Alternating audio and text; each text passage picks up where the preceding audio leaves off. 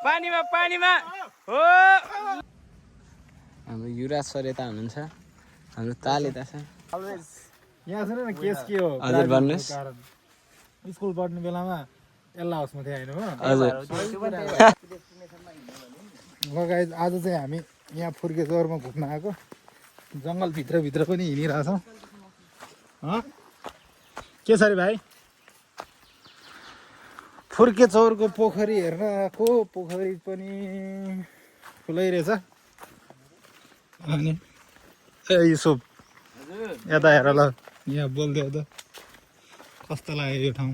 मलाई एकदमै राम्रो लाग्यो यो हेटौँडामा फुर्के चौरमा रहेको छ यो हेटौँडामा चाहिँ होइन हेटौँडाबाट 40 किलो त्यो क्यान्सल गरेर 40 होइन 15 हो 40 मिनेट लाग्दो रहेछ यहाँ पुग्नलाई त्यसपछि यो चाहिँ मानव निर्मित ताल हो र यो सानो ड्यामकै मेकानिजममा बनाएको रहेछ यसलाई पानी ओभरफ्लो भयो भने पानी बाइपास गर्नको लागि पनि यसको लागि पहिले नै पूर्वाधारहरू निर्माण गरिसकिएको छ अनि मलाई लागेको चाहिँ खासमा यो वाटर रिचार्ज सिस्टम हो कि यहाँनिर होइन यहाँबाट नहर हुँदै गएर तल फुर्के चौरको खेतहरूमा पानी लगाउने अनि पानीहरू भर्ने त्यस्तो गर्छ क्या ओ केटाहरू त्यहाँ पुगिसकेको छन् हाम्रो केटाहरूले च्याउ देख्यो भने च्याउ पनि लखाइदिरहेछ होइन अब यस्तै छ हामी जङ्गलतिर छौँ अहिले यहाँ पुरै घुमिराखेका छौँ ल रमाइलो ठाउँ रहेछ जुका पनि आउने रहेछ अनि यो घुम्न आउनु मन लाग्नेहरू चाहिँ यहाँ घुम्न आउँदा नि हुन्छ तर यो समाइदेऊ यार मेरो लुगा माथि सार्नु पर्यो ल त निरजी राहुलजी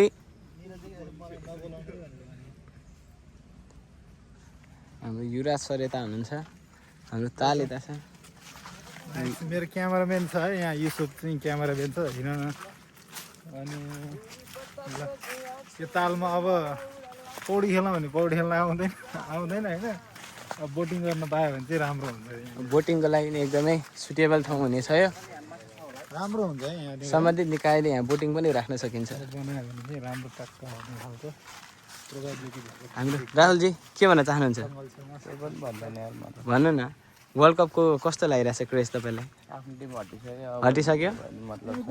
दुःख मन त भएको छ ब्राजिल दुःख मन त भएको छैन नि म पनि ब्राजिलको सपोर्ट ल है दुईजना हारिसकेको ब्राजिलको टिम यता छ र जित्न बाँकी हामी अर्जेन्टिनाको टिम यता बाँकी छौँ यहाँ सुन्नु न केस के हो हजुर भन्नुहोस् स्कुल पढ्ने बेलामा एल्ला हाउसमा थियो होइन एल्ला हाउस थियो अनि पछि कहिले वर्ल्ड कप हेरेँ मैले वर्ल्ड कप हेर्ने बेलामा एल्लो ड्रेस चाहिँ उसको रहेछ कि ब्राजिलको रहेछ अनि त्यसपछि ब्राजिलको फ्यान भएको अहिलेसम्म ब्राजिलकै फ्यान हो लोयल्टी एकदम राम्रो रहेछ दुवैजनाको स्टोरी पनि सेम र हाम्रो निरजी कसरी फेरि कलर हेरेर हैन गेम हेरेर छान्छौँ प्लेयर है हजुर त्यो Messi is the best Argentina is the winner म पनि केही भन्न चाहन्छु हजुर भन्नुहोस् यो चाहिँ 2014 सम्ममा नेदरल्यान्डको फ्यान थियो अनि त्यसपछि नेदरल्यान्डको त्यो आर्जेन्ट रोबिनहरू गयो नकआउट हजुर अनि त्यही भएर अनि कहाँ जाउँ भनेर अनि यसले टिम चेन्ज गरे हाम्रो निरजी भनेपछि पार्टीको झोले जस्तै हुनुहुँदो रहेछ गेमको झोले जस्तै हुनुहुँदो रहेछ ठिकै छ यहाँ ठाउँ पनि राम्रो लाग्यो होइन हुरी बतास ल यो ठाउँ राम्रो लाग्यो अब यहाँ विद्यार्थी लिएर आउनुपर्छ मेरो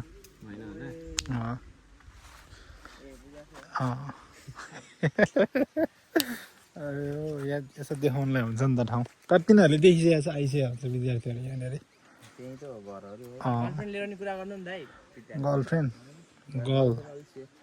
गर्लफ्रेन्ड फ्रेन्डसम्म त ठिक छ अब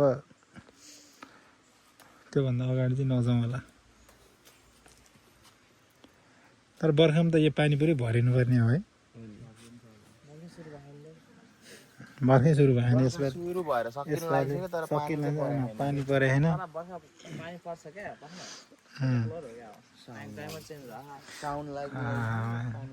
के हो यार अब दशैंमा पानी मनसुन एकदम एक्टिभ भइसक्यो नेपालमा नेपाल भए नि पहिरिसक्यो okay this is the path अघि हामीले देखाएको केटाहरू माथि चढिसकेको छ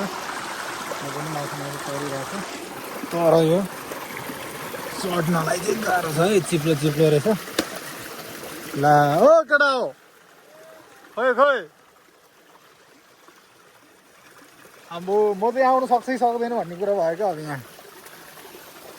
होइन अब यहाँनिर चिप्लो रहेछ नि त ल ल म आइरहेको छु मेरो भिडियो बनाइदिनुहोस् ए चिप्लो रहेछ महँगो मोबाइल कतिको महँगो हो ला बल्ल ठाउँमा आइपुग्यो ल आज चाहिँ भने खतरनाक ठाउँ एक्सप्लोर गरियो यतातिर त गङ्गटा आउन सक्छ है भाइहरू लाइटर ल्याएछ गङ्गटा खानालाई ल यताबाट तलतिर गयो भने चाहिँ अघिको पोखरी आउँछ हामी चाहिँ यता गइरहेछौँ भाइ के हो माछा हेरेको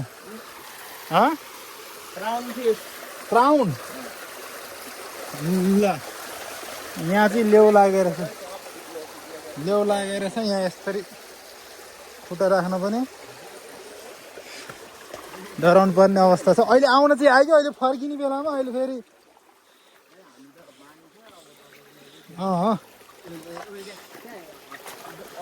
बानी चाहिँ मेरो बानी छैन नि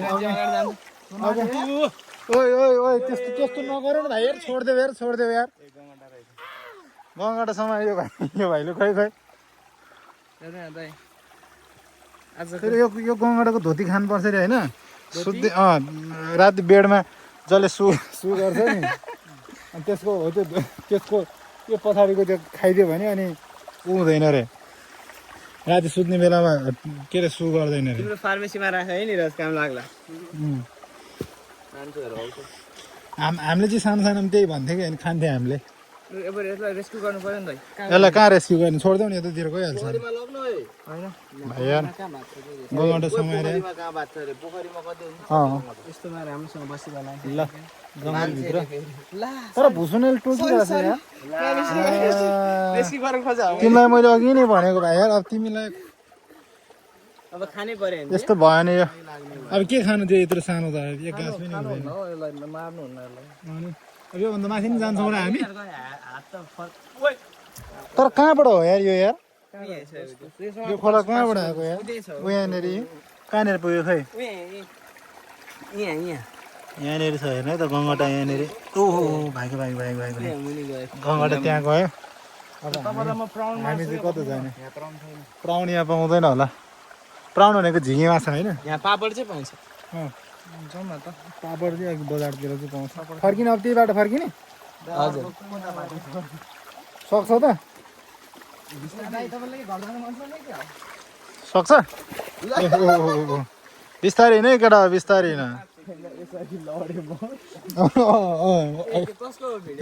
खै यसरी लडेमा बल्ल मजा आयो भन्ने खालको हो क्या ल लड त एकचोटि हेरौँ कसरी लड्दो रहेछ राहुल त लड्दैन राहुलको चप्पलै नयाँ छ चिप्लिँदैन नयाँ चप्पल चिप्लिने भनेको हाम्रो हो कि आमै ओ मेरो त खुट्टा यसरी राख्ने चिप्लिरहेको छ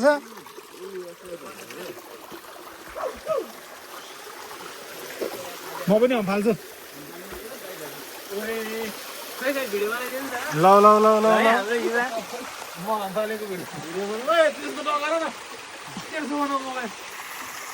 ल ल है एकैछिन प्रतीक्षा गर्नु सक्नुहुन्छ है ल है रेडी हो पानीमा हो ल झन्डै चिप्लिनु भयो अलिकति लड्नु पर्ने होइन क्यामेरा तिमीले घुमाए नि यार क्यामेरा यस्तो हुनु पर्ने केटाले यस्तो घुमाइदिएर खत्तम बनाइदिइहाल्यो नि तर खोलामा आइया मेरो त लुगै भिजिहाल्यो नि अघि सारेको सारमा चाहिँ ल ठिक छ ए यहाँ त पानी हराएछ त नि हो माइ गॉड ल यहाँ चाहिँ अन्डरग्राउन्ड रहेछ है पानीको अन्डरग्राउन्ड सिस्टम रहेछ अब लगभग हामी घुमेर पनि फर्क्यौँ चिप्लो छ यहाँ राहुल भाइ पनि बिस्तारै किन भाइ ओ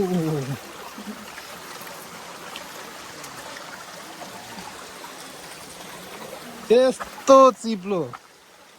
यहाँको त पानी पनि पिउँदा केही हुँदैन होला यार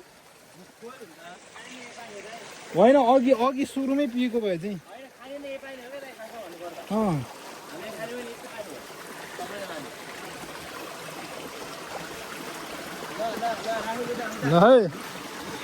ल है केटाहरूले के खाएको आज यस्तरी हिँडिरहेछ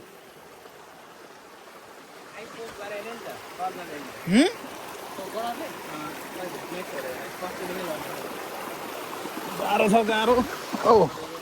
ल बल्ल आइपुग्यो ठाउँमा अब कता जाने त हामी ल हेर त अघिको झर्ना यदि यो झर्ना होला तर पानी ठुलो रहेछ यहाँ है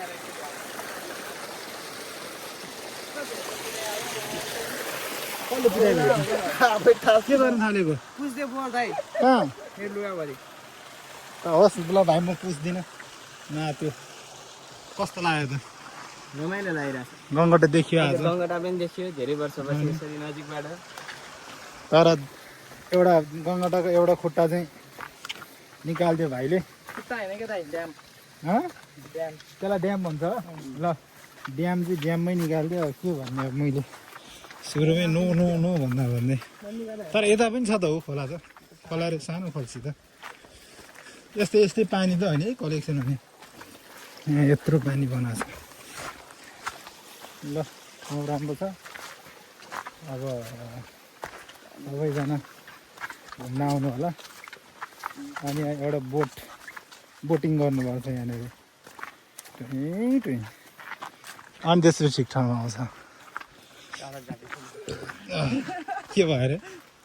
भएर खै मैले सुनेन के भन्छ यो भाइहरू यार कालो घाँटी देखेँ ए ल बुझ्यो मैले ल